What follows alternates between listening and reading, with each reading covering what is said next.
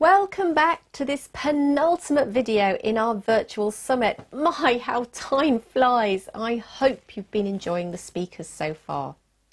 Now, I've already introduced you to our speaker for this session at the outset of the summit yesterday.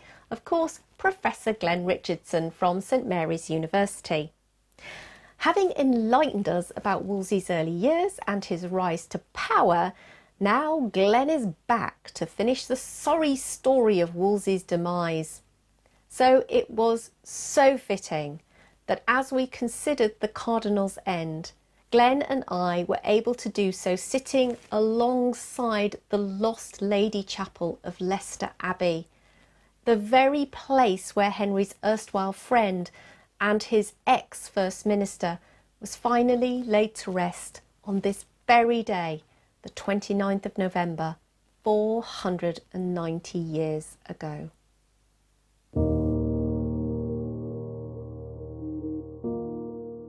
So welcome back, Glenn. Here we are again. Indeed, sir. Yes, thank you. This time talking about the downfall and death of Cardinal Wolsey. So the sad end, really, to an extraordinary life. And we're managing to do some filming here today, just in front of the Lady Chapel, which is where, of course, Wolsey was buried. I'm sure we'll come back to that towards the end. So as the viewers will know, in the second session where I was chatting with Catherine Fletcher about the King's Great Matter, and we concluded with the sort of disastrous outcome from the Legatine court, we reached that stage where things really were starting to go wrong for Wolsey. But I suppose my first question, if we pick up the story from there, is can we read in the tea leaves that this was the beginning of the end for Cardinal Wolsey, or is that just being too presumptive at this stage?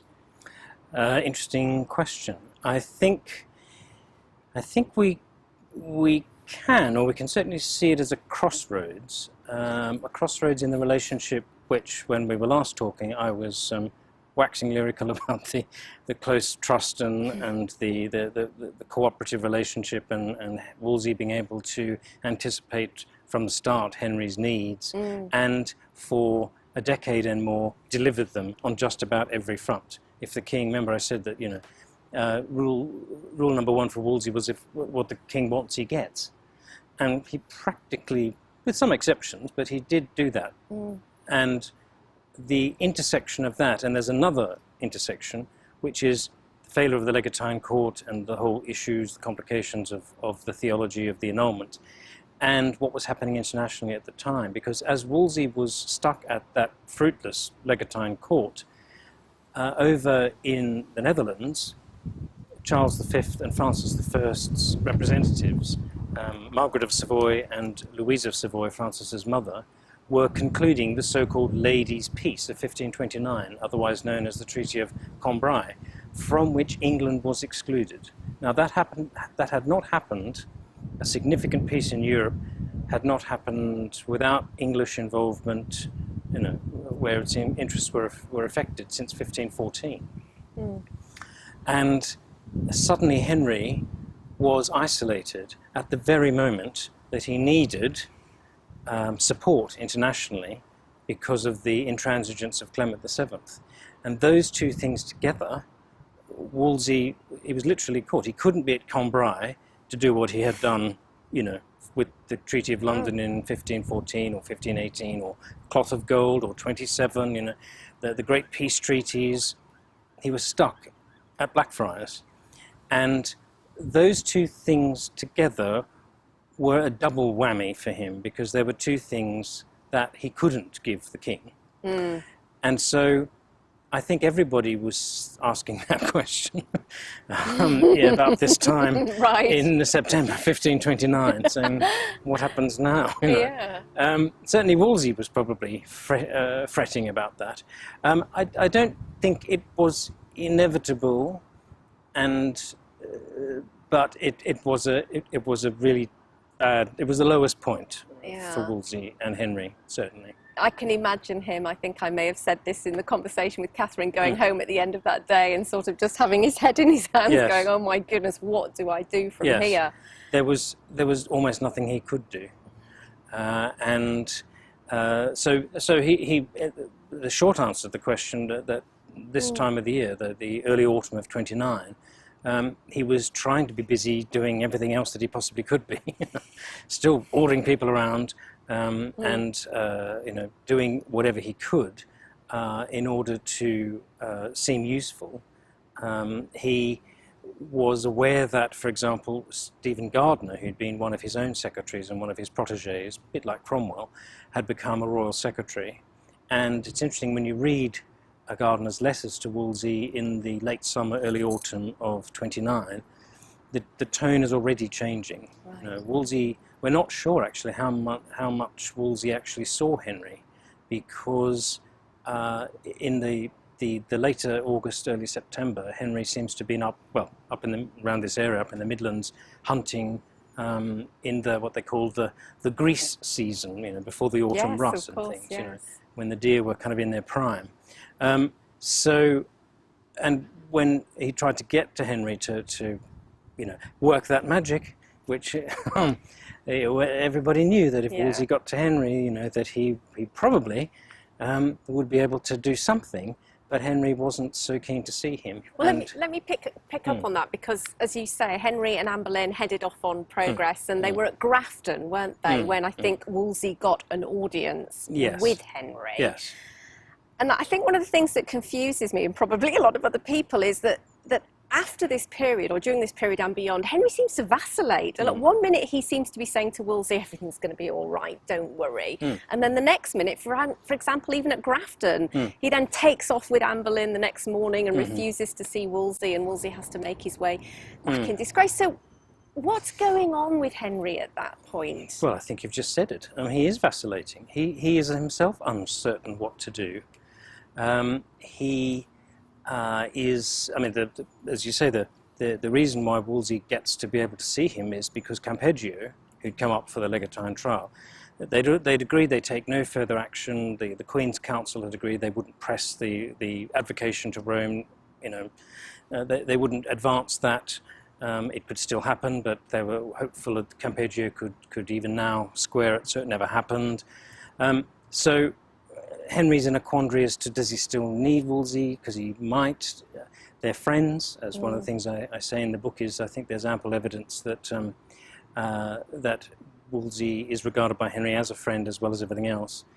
He does feel a certain loyalty towards him, but he is also incredibly disappointed and frustrated and angry and scared of what is going to happen to the succession. It's all. So I think Henry doesn't know what he wants. So my confusion is his confusion. I think so. And likewise Wolsey. Wolsey's desperate to do something, but there's nothing to be done. And as I was saying with Gardiner, he gets told to write his opinions about things. He might still be able to be of some use in the consequences of the Treaty of Cambrai and getting Henry back into the saddle in that way a bit. But by that stage, people like Sir Thomas More and others are already beginning to get their fingers around the details of all of that. So, does Henry really need him anymore? Without going into whether there's a chorus of people behind him saying, get rid of him, or you don't need him. Well, let's talk about one potential person there, a certain lady. Yes. Obviously, Anne Boleyn figures massively in the equation at this time. She does, yes. Do you think she was a key player in Wolsey's downfall, or was it more complicated than that? Were there other characters that played a more important role? Well, it's an obvious answer, but I think the character that plays the most important role is the king. But yes, and I think I don't see it. It may be a subtle distinction, maybe one not worth making, but I don't see myself Anne as at any time determinedly setting out to get rid of Wolsey in the way that she's often portrayed as being, and the way that, to be fair to her, people like the ambassador Chapuis, the imperial ambassador, and Du Bellay, the French ambassador, both say that she is. I think that she and Frances Bryan and her relatives and supporters, if Wolsey can't do the job, well, then he should sort of get out of the way and let them do it. There are other initiatives which they're beginning to think about. For example, Anne's connections with the French court can be played up with her connection with Marguerite of Navarre, the king's sister, Henry's trying to get support for his interpretation of the annulment case from the French universities. George Boleyn gets appointed ambassador that autumn to France. So I think it's less about getting rid of Wolsey as a focus, but doing what's needed for the king. Right. And if that means Wolsey has to go, well, then he goes. So it's less of a personal character attack, or that's your sense of it? My sense is that that's the case, Yeah. and that even that Henry is, in a sense, somewhat trying to protect Wolsey from, that also has an ear to, because Henry is also incredibly, and this is what I sort of, my argument towards the end of the book is that Henry's also very frustrated with Wolsey, but the man he is incredibly angry with is Clement VII. And he is really looking for ways to damage Clement, to compel him to do what he wants, to force him to respect his authority in England as he's rapidly beginning to conceive it. And that therefore Wolsey is a problem, because for the first time, Henry begins to see Wolsey as the Pope's cardinal, not his. Right. Mm-hmm. And that is the dilemma of those months. And it's all happening at once. Anne is pushing to to get Wolsey away. She doesn't want him to get back into a position of authority. She thinks that her group can give Henry what he needs and what she needs, of course, manifestly, in a way that all these courts and, all that stuff just hasn't worked. Do you see what I'm saying? Yeah, I don't think it's necessarily as vindictive as those who would argue for, a faction trying to do Wolsey down just for the sake of it or for their own ambition. It's messy. It's always messier than that. Yeah, yeah. So from this point forward, is Wolsey effectively in exile? What happens to him? Well, the exile happens a little later. In the autumn of 29, after the failure of the court, Wolsey, we've talked about the meeting Henry at Grafton, etc. But Wolsey is still the representative of the Pope. Henry is trying to find a way to get at Clement, try to get his hands on the church to make it, do what he wants. And so the idea of charging Wolsey with praemunire, this offence of acknowledging an authority outside the kingdom other than the king's, notionally, i.e. the papacy, something to which all the clergy were, it was a big controversy at the start of Wolsey's period as cardinal. And so they charge him with that, which is very politically motivated, because, as I've just said, if you're held to be acknowledging an authority or acting contrary to the king's interests under an external authority, that has an air of treason, a technical kind of treason about it. And so that's the legal mechanism by which he's trying to get a hold of Wolsey and be able to kind of pull him down, as it were, from his position. And because he's got to have a legal means to operate. He can't just stab him. He can't just poison him. The English always use the law. Right. So we're not in Italy. He's got to have a legal mechanism to, get him in where he wants him. And of course, as we run up to the legal term, you can't have a man who's charged in praemunire also the head of your legal system. Right. So of course that precipitates the telling Wolsey that he's been sacked as Lord Chancellor, which happens in October. So those two things, I think, are, in a sense, the answer to your question, that Henry sets aside, to some extent, friendship and all those things, and sets down the path of taking on the church and Wolsey in a legal capacity. And that's why Wolsey loses the chancellorship. He's told to vacate York Place and all the stuff that's there, because he's subject to a charge of praemunire. So all his stuff is inventoried and taken away. And he's told to go to Esher, which is one of his houses technically as the Bishop of Winchester. But it's on the way to Winchester, the famous encounter, as he takes his barge from York Place up to Putney, and then he's going from Putney across to Esher, and as he's doing that, down the road comes Sir Henry Norris, the groom of the stool, the chief gentleman of Henry's privy chamber, with a ring from the king. And they have this conversation as to... Now, my supposition, from what Cavendish and other people tell us, is that I think Cavendish says that the ring always betokens something that Henry wants or needs, and that Wolsey recognised that. What I think's happening is there's a bit of a deal going on, in that Henry tells Wolsey, yes, you've disappointed me, you're in trouble. There are people around me who are wanting me to sort of move against you. If you play ball with me on this charge of praemunire, and the implication that my authority is the one that's most important in England, and the superior authority, then, and don't make a fuss, and accept loss of the chancellorship, then, just that'll be all right. Yeah.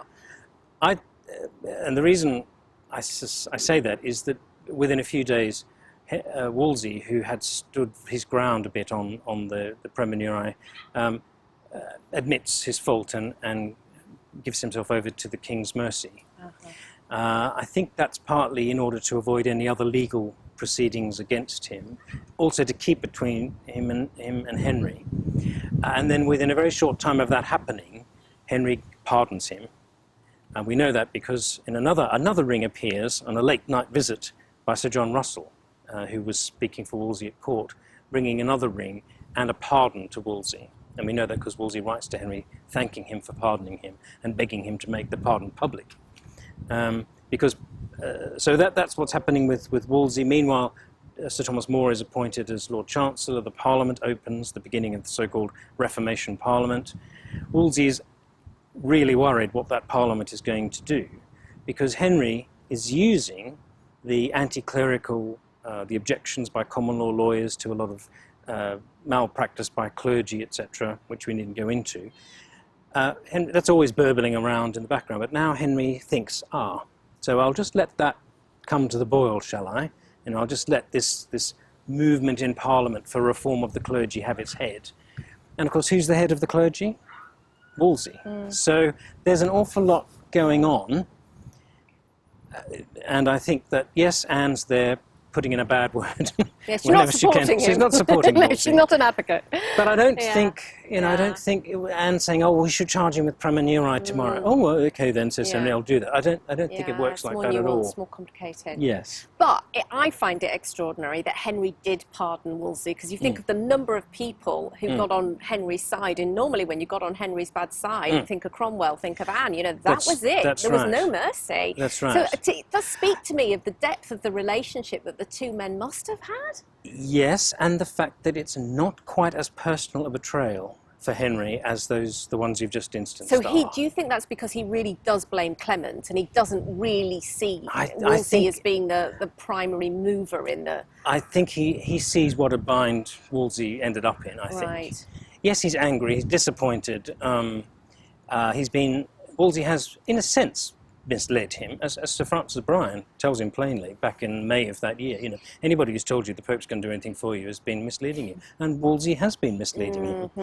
But Henry's angry, but it's not finally. This is why I think in that year, we're talking in the 6 months before Henry starts talking in the summer of 1530, in quite definite terms about his imperial monarchy, etc.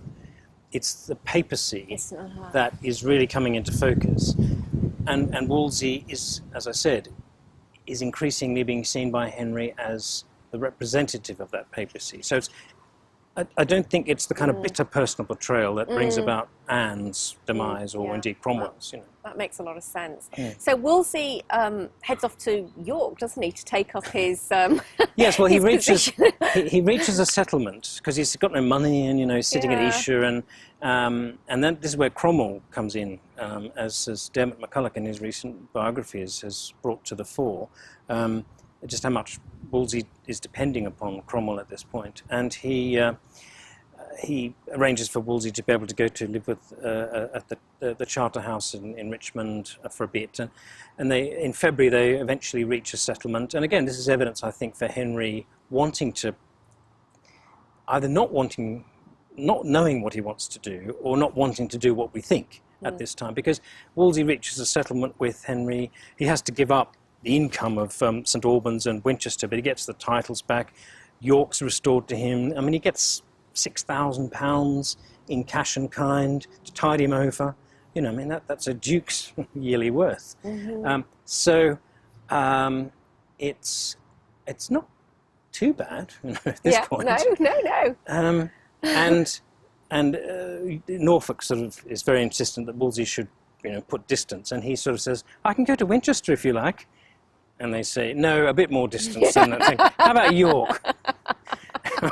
Right. Oh, all right then, I suppose. So he sets off in the spring of 1530, and makes his way very slowly up the country. No rush to get there. No rush, no. Spends, I think he's at Peterborough, is it, at Easter, where he washes the feet of 59 men, supposedly one for every year of his age, which is how Cavendish works out that he was born in whenever. But there's all kinds of issues about that as well. But anyway, and then he eventually slowly makes his way up to Cawood Castle near York, which is the country residence of the archbishops. And there's meant to be a grand enthronement and all the rest of it. But that never happens, because in early November, I think it's even the 1st of November, top of my head, a warrant is issued for his arrest for treason. So how does that come about? Wolsey's got himself out of the way, he's avoided the executioner's axe, and then suddenly this happens. This always confuses me as well in this story. Yes. Well, it is a very confusing period of months. A lot is happening in the summer of 1530. As I said earlier, it's really from that point that Henry is determined what the incipient royal supremacy that will take the next 4 years to sort of work itself out legislatively and politically in the Act of Supremacy and things. That really begins in that summer, when I think the shift happens where Henry stops asking Clement for the annulment and starts saying Clement will give the annulment, and he will do anything and everything to force Clement to give the annulment. At this point, he still probably thinks the final decision is Clement's. It will take some years before he decides that that isn't even the case. And Wolsey gets caught up in all of that. It's very complicated, and we probably don't have long enough to go into it all. Wolsey is in two minds as well. Yes, I think he does this deal. You know, he accepts that he's lost out, but you know, he at one level makes the most of it, does what he's told, sets off to York. You know, probably on the way, he's surprised by the fact that he's actually seems to be proving fairly popular among the people and among the local gentry and nobility. They all come to see him. After all, he is the archbishop coming for the first time to his archdiocese in the north. Perhaps when he got north of Watford services, he kind of thought, oh, actually, this is not such a bad kind of place. He'd never been there. It's not so bad. A day like today. For those of people who so don't bad know, after all. what Watford is seen, isn't it, in England as the kind of the division between north and south. And then anywhere else, you know. Yes. And people are coming to see him, and according to Cavendish, and he's meeting people, he's confirming children in churches and cathedrals, and he's probably beginning to say, hello, you know, this isn't too bad. I can deal with this. He's worried about his educational foundations at Oxford and Ipswich, and that causes him distress, etc. But he seems to be doing what he's told. But equally, I think, Wolsey could never quite give up the hope that, because the things he says to Cavendish and to Cromwell, you know, that the king ought to have better remembrance of my service in the past, and they're saying, actually, you're doing all right. Yeah. Keep your head down. Cromwell, just settle down. Because there are people around the king who think you're already got away, lightly enough. And he communicates with both the imperial and the French ambassadors about being restored to power. Writes them letters saying, could you possibly, put in a good word for me with Charles or with Francis? Think of all the things I've done.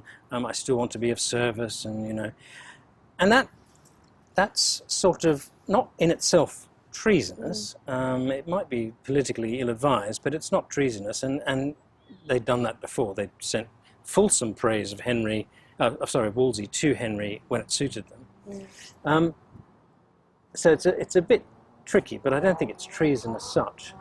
But apparently in one conversation, he suggested that Charles the Fifth should support or should encourage the Pope to compel Henry to take back Catherine or to put Anne away.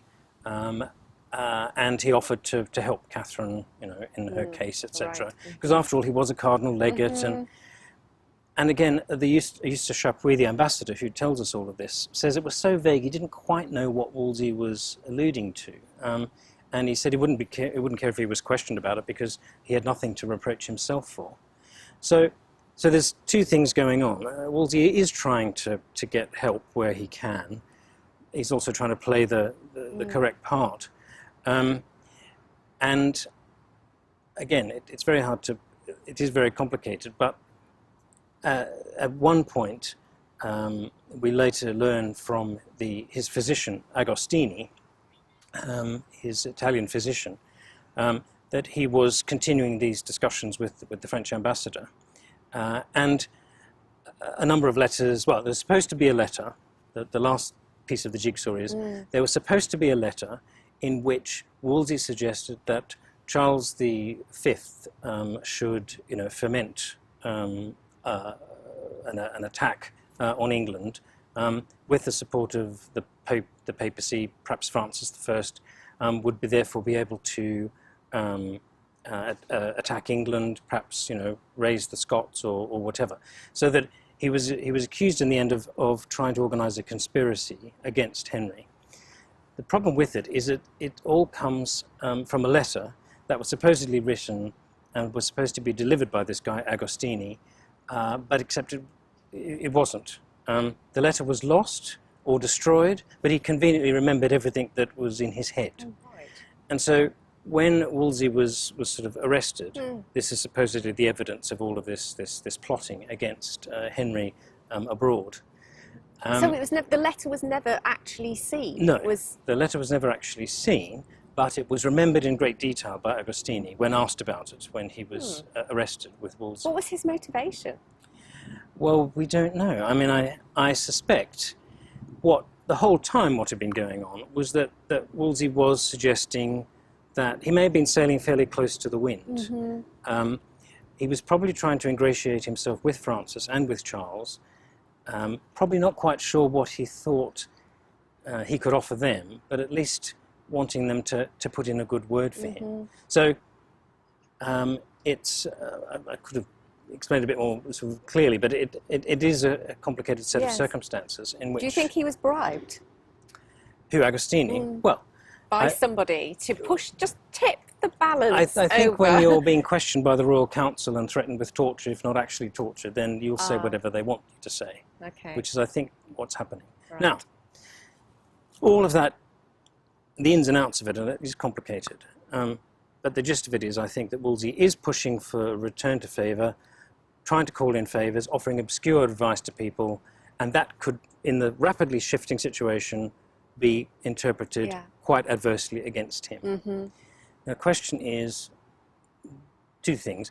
Do I think Wolsey was actually plotting treason and trying to foment a war against England? No. I think it's unthinkable that he would do that. And the evidence based on which the king relies in suggesting it is so thin and so, has no credibility, really. And it goes against everything that we know that Wolsey knew at the time. I think probably what he was instead trying to do was to call in as many favours as he could, probably trying to build a power base in the north, for later, probably try. So in a sense, he was doing what he was told to do, to go back to York, to be a good pastor, etc. I mean, he could have worked with the Bishop of Durham, you know, to create a kind of much greater administrative coherence in the north, which he knew it had always lacked. So there was plenty for him to do. But Anne Boleyn, the Howards, etc., his success, his doing what he was told, was almost his problem, because they didn't want him, you know, in charge of anything, let alone half of England, you know, the north of England. So that's going on. All this letter writing is going on. And of course, it's that summer that Henry really begins to articulate this idea of the royal supremacy, and that he is entitled to what he needs and wants for his kingdom. It's not a matter anymore of asking, this should be done. And who is the person still who represents this intransigent papacy? It's Wolsey. So I think that is what lies behind it. But as you say, very complex set. Complex and very circumstantial. Yes, it it wouldn't stand up in court at all, you know, this allegation. But it was enough for the present purpose to have supposed evidence of his plotting, and hey presto, without actually, because the way it was done, without actually implicating either Charles V or Francis I, you have Wolsey rather skewered on a charge of treason, plotting with the papacy against his own king. And that's why he's arrested in early November. The Earl of Northumberland is sent up to arrest him. Yes. And he's arrested at Carwood Castle. Yes. Do you think at that point that Henry intended to bring him to London, have him tried and executed? I don't think so. I think he certainly intended to have him arrested.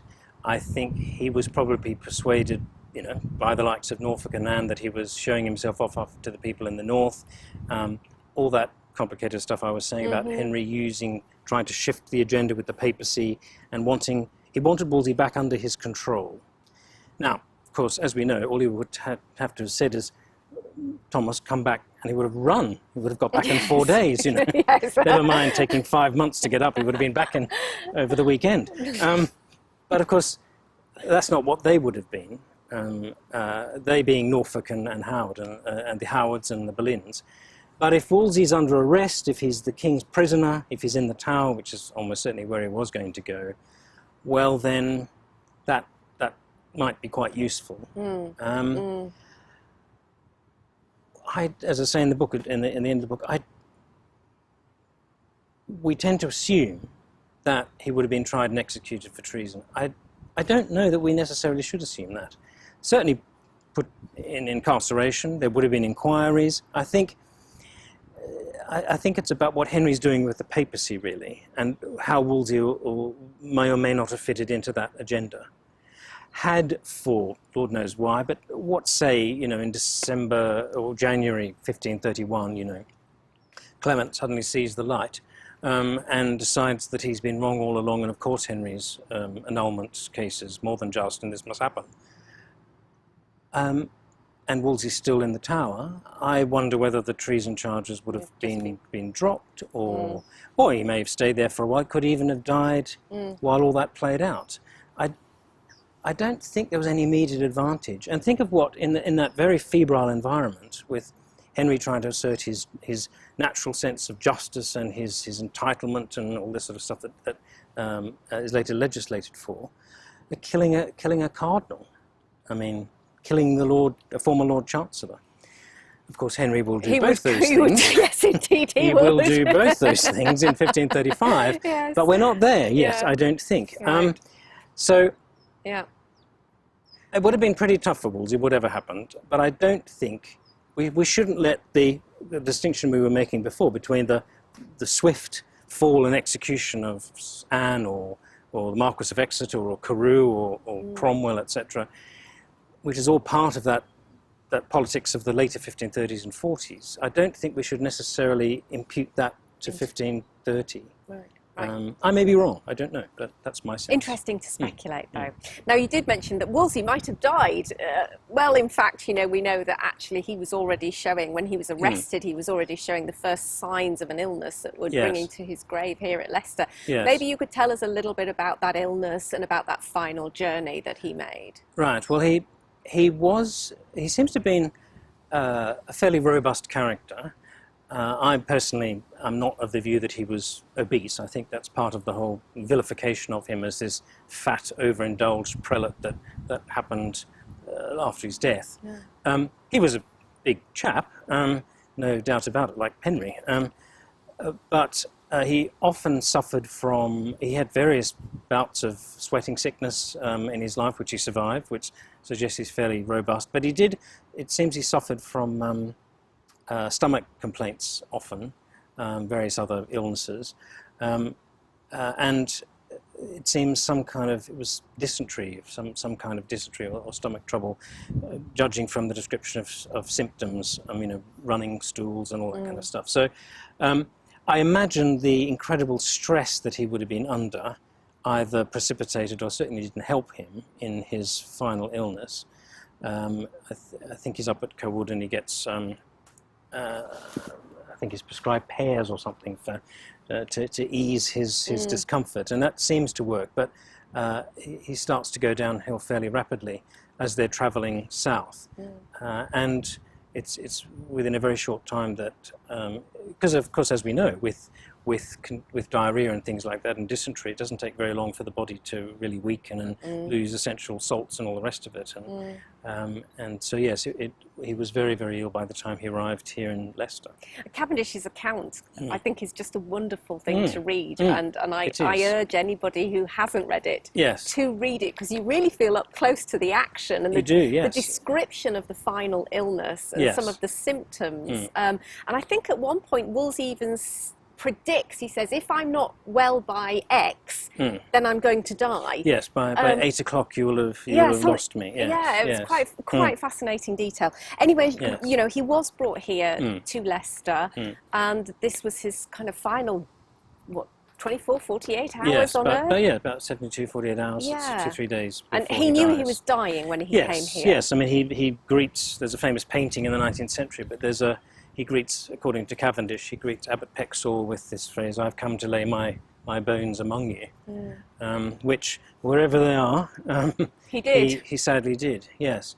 I mean, Cavendish's narrative is interesting because he has him, because he's writing in the reign of Mary, he's a Catholic, and he wants to give the Cardinal a good Catholic death, so he's surrounded by his household and, the guard, and he has this conversation with the constable of the Tower, in which he delivers himself of what is, I'm sure, he didn't say it at the time, but a kind of retrospective on all of Henry's reign and the problems with Luther and the importance of law and order. This is quite a speech. It's quite a speech. So I think it's a compendium of things which he probably said in all kinds of situations, including the famous line about, be careful what you put into the king's head, because, I've spent an hour on my knees in his privy chamber trying to be aware what you put into his head, because he will not pluck it out again. And he ought to have known, and he was in a situation that he was, in a sense, because of that, because of what he told Henry he could have. And that's the irony, I guess, of Wolsey, isn't it? That was right. His whole career was based on that. That if the king tells you what he wants, and you tell him that you can have it, and then you do it for him, and he couldn't in the last analysis. Absolutely. And that brought him to the situation where he was in. So yes, you're right. It is a very affecting, surprisingly affecting account of his last days and hours. And do we know how Henry reacted to the news of Wolsey's death? Well, there's one suggestion that he, in private, reacted very in a very grief-stricken way. He certainly didn't do anything in public. It is very odd because when Cavendish goes down to London and is called to court only about a week after Wolsey's death on the 29th of November. And Henry asks him about some money that was apparently missing at Cawood Castle, and Cavendish apparently gives him a reasonable answer to it, and then he says, right, I don't want to hear anything more about it or from you or anybody. I just don't want to know anything more about what happened or anything. And he says, according to Cavendish, I would throw the cap I wear away if it knew my thoughts. And I've sort of thought, oh, that's interesting. Why did he say that? And I mean, the council is beginning the sort of inquiries that you might expect, but he tells Cavendish not to tell the council anything. So we've just read Cavendish's great detail of what Wolsey said, and when the council comes to him, he says, oh, I don't know, I was busy at the time, I didn't hear him say anything. Yeah. Acting on the king's orders. Yeah. And then the king offers him a job, you know, as a gentleman usher in his own household, and he says, no, thanks. And then Henry wants him gone. He just, all right, so gives him, pays all his wages in arrears, gives him horses and a cart and money, and he goes back off to Suffolk, where he comes from, like Wolsey, and never returns to court again. And something about that interview which he records makes me think, further to what we were saying before, does he not want to know about anything about all that now? Because Wolsey's dead now, there's nothing he can do for him, but he can't really do any harm anymore. He doesn't want to surely have to prove in public all that nonsense about Wolsey plotting behind his back and Agostini's letter that he, you know, ripped up but remembered, and just forget the whole thing, you know. Henry's quite good at that, though, isn't he? Yes. He's quite good at the, Yes. I'm just putting it in that box, and I'm Yes. closing the lid, and I'm never going to look at it again. Yes, because things had moved on. I mean, the whole basis, by the end of 1530, don't forget, the whole with support of the French universities for his interpretation of the annulment case and things, he was shifting onto that ground of his incipient royal supremacy. And what Wolsey did or didn't do, and whether he was a cardinal, it was almost becoming irrelevant, I think, to how Henry was now thinking of the way forward. Right. Yeah. And in that sense, you know, Anne and her supporters, that's probably where to look for the influence of Anne and the evangelicals around her, rather than some desperate attempt to get rid of Wolsey. Yes, it was rather their influence in moving Henry to think a different way, rather than focusing an attack on Wolsey per se. That's my reading of it anyway. And again, you know, there are others. But. So we're coming to the end of our chat, but what do you think, I have to ask you, is Wolsey's legacy? Does he have one, and if so, what is it? Well, I thought a lot about this. I forget who once said it, but there are some men, indeed women, who surpass their age or transcend it in some way. But then there are others who answer to their times more fully than others. And I think Wolsey's in the latter category. I mean, I think he worked as hard as he knew how to make Henry, and with Henry England, a force to be reckoned with internationally, whether by war or peace. Don't forget his first thing is to organise a war for Henry. Then he organises, as we know, half a dozen peace treaties, the Field of Cloth of Gold. You know, he really helps Henry to project himself on the European continent in a way that few others in Henry's regime could possibly have done, I think. Domestically, he is responsible for updating many of the procedures and practices, if not the theory of government, then at least its practice very effectively. Taxation improves under him, law and order with him as Chancellor, the use of Star Chamber and the Chancery courts. He does bring a certain level of law and order, and everybody is clear that the king is in charge and nobody else. And Wolsey is very much, he takes the flak for a lot of that and things like the amicable grants. But he really does help the Tudors and helps Henry to maintain an effective governance of his kingdom. And then the third legacy, I think, which is perhaps his greatest, but again it's hard because Henry takes it all off him, is the things that you will have been talking about with Jonathan, about Hampton Court, about his architectural and material patronage, his educational patronage with Ipswich and the foundation of Cardinal College, which of course is now Christ Church at Oxford. He really was trying to be, in all those areas of responsibilities and interest, as forward-thinking, as ambitious, as we were saying earlier, and when we talked before, ambitious as he could be, And that created, I think, an expectation in Henry of good service. I mean, Henry's a very good delegator, and he saw talent in Wolsey. Wolsey almost, as it were, bequeaths him Cromwell and Gardiner and others who are associated with them. So it's not a, you know, he's not the greatest ecclesiastical figure ever. He is somewhat enigmatic, and I don't want to call him a tragic figure, but he is an enigmatic character, one who it's hard. The further you get closer to him, the further he seems to, you know, disappear. Okay. But Interesting. yes, I would say that he brought to a sort of high point of late medieval government in England, an efficiency for all its faults, and an elan and a flair that matched that of Henry, and that would be his legacy. So as we started with, you can't explain Wolsey without Henry VIII, and you really can't fully explain Henry VIII without Wolsey. Well, that's a lovely place to stop. So thank you very much for sharing the latter half of the Cardinal's story. Appreciate it very much. But you do have your book out. I do, yes. So where can people buy it? Well, I think it's on Amazon, of course, in these days of social distance shopping, remote shopping. It's just called Wolsey. By Routledge, and yes. It's available now. Available now. So there will be links in the description to this video, so people will be able to pick up those links from there. Right. Good, Thank you. Thank you so much. And Pleasure. I look forward to our next adventure in time, whenever that may be. Indeed.